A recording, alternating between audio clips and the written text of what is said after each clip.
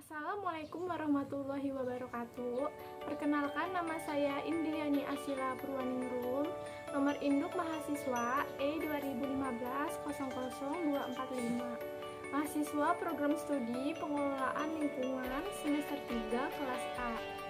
Di sini saya membuat video ini dalam rangka mengerjakan tugas praktikum mata kuliah Teknik Pengelolaan Daerah Aliran Sungai. Tugas ini dibuat berdasarkan jurnal dari Supardi, Amiruddin, Abdul Yakin, dan Halimatus Sa'diyah dengan judul Peningkatan Partisipasi Ibu Rumah Tangga dalam Perlindungan Kawasan Konservasi Sumber Daya Alam di Wilayah Hulu Daerah Aliran Sungai Renggus, Lombok Tengah. Nama jurnal ini adalah Jurnal Pepadu Volume 1 nomor 4 tahun 2020. Pendahuluan. Pengelolaan sumber daya alam dan lingkungan saat ini dan masa mendatang akan menghadapi tantangan yang sulit karena terjadinya perubahan iklim global serta aktivitas manusia dalam memanfaatkan lahan yang mengakibatkan perubahan fungsi lahan. Perubahan tutupan lahan memiliki hubungan yang erat terhadap perubahan iklim, terutama curah hujan. Kerusakan lingkungan dalam skala global sudah mencapai tingkat yang mengkhawatirkan, sedangkan upaya pemulihannya belum mampu mengimbangi laju kerusakannya. Dengan demikian, pengaruh pemanasan global terhadap hujan masih akan berlangsung dalam kurun waktu yang lama. Upaya untuk mempertahankan keberlanjutan ketersediaan air adalah melalui kegiatan konservasi sumber daya air. Kegiatan konservasi sumber daya air terdiri atas 3 kegiatan pokok, yaitu 1. Perlindungan dan pelestarian sumber daya air, 2. Pengawetan air, dan 3. Pengelolaan kualitas dan pengendalian pencemaran air. Konservasi sumber daya air di hulu daerah aliran Sungai Renggung tidak hanya menjadi tugas pemerintah, melainkan juga menjadi tanggung jawab semua komponen masyarakat.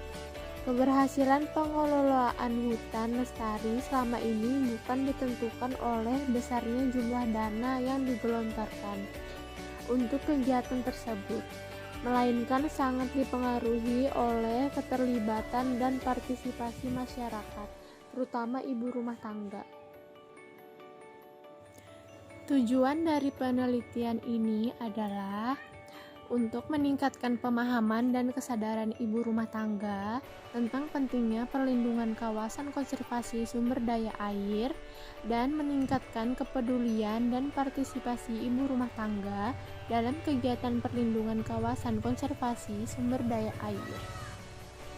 Metode yang digunakan dalam penyuluhan ini adalah ceramah, diskusi, dan pemutaran film konservasi sumber daya air. Hasil dan pembahasan.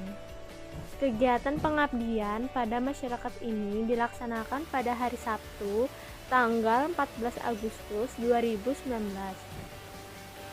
Kegiatan pertemuan dimulai jam 13.30 sampai dengan jam 17.30 waktu Indonesia Tengah. Tempat kegiatan pertemuan dilaksanakan di ruang aula pertemuan Madrasah Sanawiyah Nurul Yakin NW Aik Bual, Kecamatan Kopang, Kabupaten Lombok Tengah. Rincian tahapan kegiatan pengabdian dan hasil pencapaian. Tahapan kegiatan yang pertama ada observasi pendahuluan ke lokasi pengabdian dan calon kelompok sasaran. Hasil pencapaiannya adalah existing kondisi wilayah hulu DAS, renggang kawasan konservasi sumber daya air Desa Aik Bual. Yang kedua, teridentifikasinya calon kelompok sasaran yaitu kelompok Permata Batu Ngaumpal, Desa Aik Bual, Kecamatan Kopang, Kabupaten Lombok Tengah. Yang ketiga, gambaran umum aktivitas calon kelompok sasaran. Yang kedua, koordinasi dengan aparat Desa Aik Bual dengan kelompok Permata Batu Ngompal. Hasil pencapaiannya yaitu kesepakatan waktu dan tempat pelaksanaan, kesepakatan jumlah dan kelompok sasaran, kesepakatan biaya-biaya yang diperlukan untuk pelaksanaan pengabdian. Yang ketiga, pertemuan koordinasi tim pengabdian, pembagian tugas dan tanggung jawab. Yang keempat, persiapan administrasi materi penyuluhan, bahan dan peralatan dan kebutuhan lainnya. Hasil pencapaiannya yaitu kelengkapan administrasi surat ke desa, surat ke tugas tim, surat undangan peserta, daftar hadir peserta, dan lain-lain. Tersusunnya materi penyuluhan PowerPoint, handout, dan film konservasi sumber daya air. Peralatan penyuluhan wireless LCD, kamera, spanduk, dan laptop. Pengabdian bibit dan benih hortikultura serta polybag. Yang kelima, pelaksanaan penyuluhan. Terlaksananya penyuluhan berupa pertemuan audiens di ruang aula pertemuan Madrasah Sanawiyah Nurul Yakin, NWI Iqbal, Kecamatan Kopang, Kabupaten Lombok Tengah.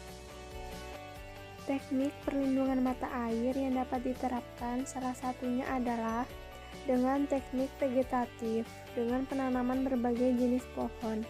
Perlindungan mata air secara vegetatif dapat dilakukan dengan dua cara, yaitu penanaman di sekitar titik mata air radius 10-15 sebagai spring protection dan penanaman di area imbuhan air tanah sebagai spring seed protection. Tujuan penanaman di sekitar mata air lebih pada melindungi titik mata air dari semua zat pencemar dan kerusakan akibat adanya aktivitas manusia dan binatang. Pilihan jenis pohon untuk perlindungan mata air perlu memperhatikan faktor-faktor sebagai berikut. Yang pertama, faktor lingkungan, diantaranya adalah ketinggian tempat, curah hujan, suhu, dan kelembapan. Yang kedua, faktor edafik, kawasan mata air, jenis tanah, tekstur dan struktur tanah, unsur hara, dan kandungan air tanah serta jenis batuan induk penyusunnya. Berdasarkan ciri-ciri dan frekuensi ditemukannya pohon di sekitar mata air.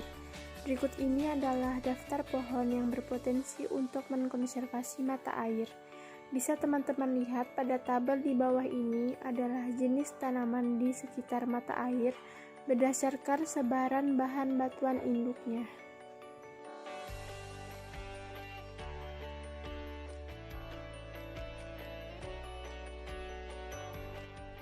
Pentingnya partisipasi ibu rumah tangga dalam konservasi sumber daya air membedakan 3 peran perempuan dalam konservasi.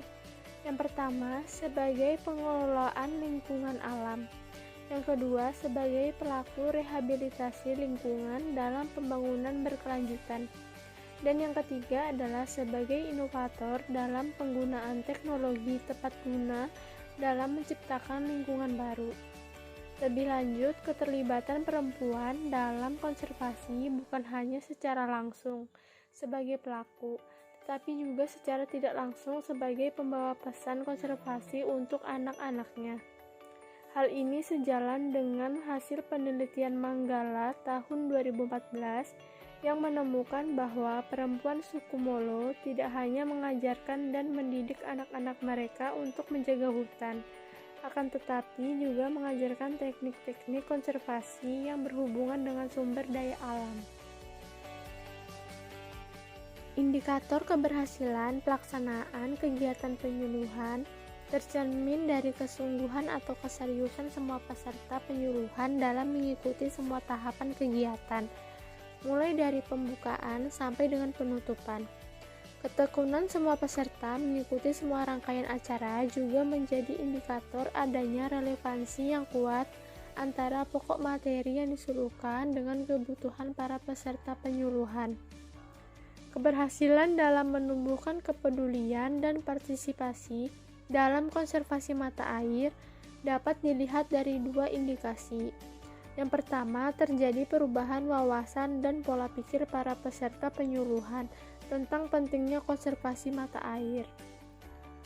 Dan yang kedua, adanya komitmen dan ikrar bersama para peserta penyuluhan untuk ikut berpartisipasi dalam perlindungan kawasan konservasi mata air. Diucapkan pada akhir acara pertemuan. Komitmen partisipasi ini terutama sekali dalam menjaga kebersihan kawasan mata air dari sampah dan limbah domestik lainnya.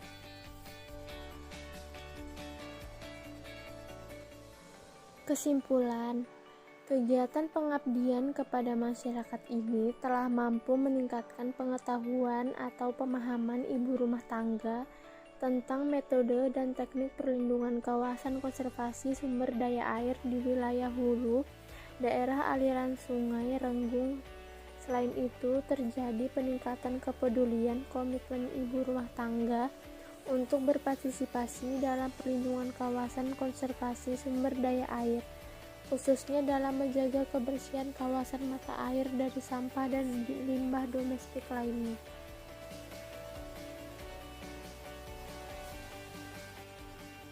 Baik, cukup sekian penjelasan review jurnal yang saya pilih ini.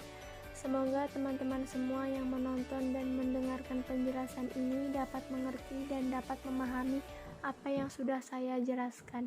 Sekian dan terima kasih. Wassalamualaikum warahmatullahi wabarakatuh.